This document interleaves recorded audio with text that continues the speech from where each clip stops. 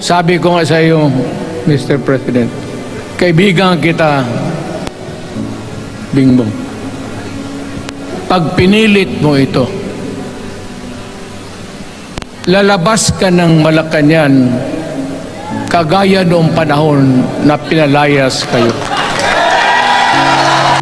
Ang ambisyon niyan, karamihan galing kay Lisa Marcos pati kay Romualdez. Bongbong bangag yan.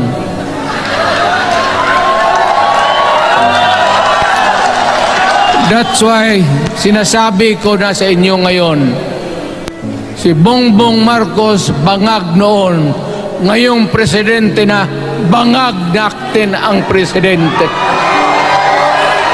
Ganito yung plano. Presidential, tapos parliament. Ang presidential, lahat kayo, ako, ikaw, lahat, hanggang doon, nagboboto, direct vote to elect a president. Itong parliament, prime minister lang ang magboto, yung mga assembly who are the congressmen now. Putang ina ninyo, wala akong tiwala sa inyo. Wala kayong prinsipyo, bukang pera kayo lahat. Yan ang totoo. Kaya gusto ko, pag nagka-letse-letse nga pumasok ang military, palitan ninyo lahat. Arestuhin ninyo kasi nagsasayang ng pera at yung ginagastos nila is a fraud, swindling ang ginawa nila. You must account for the wasted money, for the money that you bought the signature of a Filipino. Bribery. If by the grace of God, mabalik ako,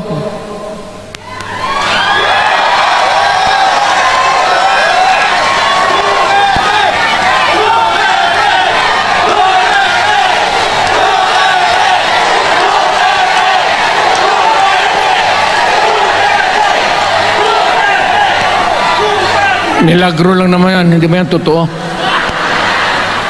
Utang ina ko, mabalik ako, arestuhin ko kayo lahat for the swindling of the Filipino people.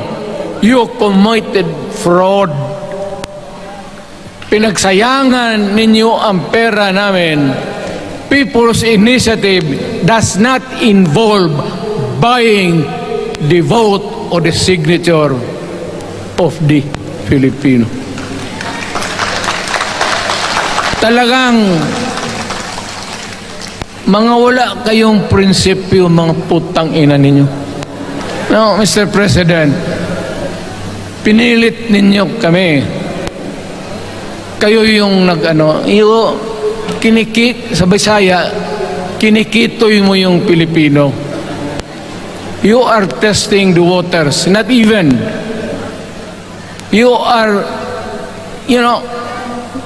pushing to the limits ang pasensya ng Pilipino. Huwag mong gawin yan. Huwag mong gawin yan, huwag mong ituluyan kaya magkagulo. Pag hindi namin napilitan kayo sa mga rallies, sa aming mga boses, ang sentimento namin, ako'y sinasabi ko sa military, nag-hemorrhage ang bayan, gastos dito ng gastos doon. Tapos kung mag-speech, ang pinag-usapan ang putang inang pobreng Pilipino. Gastos dito, gastos doon.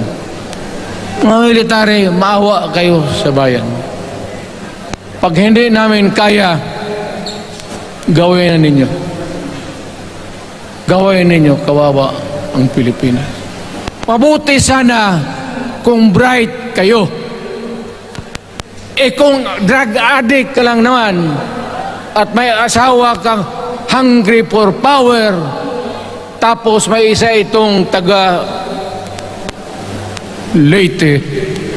Gusto siyang mag-prime minister at gawin niya itong bongbong, diyan ka lang, ako ang bahala. Ceremonial president ka na lang. Ako na ang magpatakbo ng bayan sa parliament. Yan ang plano nila. Yan ang hindi talaga matanggap natin. Kalukuhan niyang putang inang. Alam mo ba, tanungin mo yung lahat ng senador, magbisita sila, isang kanin, isang pork chop o isda, sabaw. Noong panahon ko, sabi ko, yan lang ang mapakain ko sa inyo. Walang steak kasi mahal yan. Hindi natin pera itong kinakain natin. Yan ang totoo. Magtanong kayo ng taga-Mulacan dyan. Oh. Kaya hindi na ako magtatagal. Yun lang ang dasal ko. Reject. Protect the Constitution. I am calling now the armed forces and the PNP. Protect the Constitution. Trabaho ninyo yan. Huwag ninyong kalimutan. Kami, inyong dapat, you should worry about the nation. The millions of Filipinos. Huwag kayong mag-isip lang ng isang pamilya. Putang ina.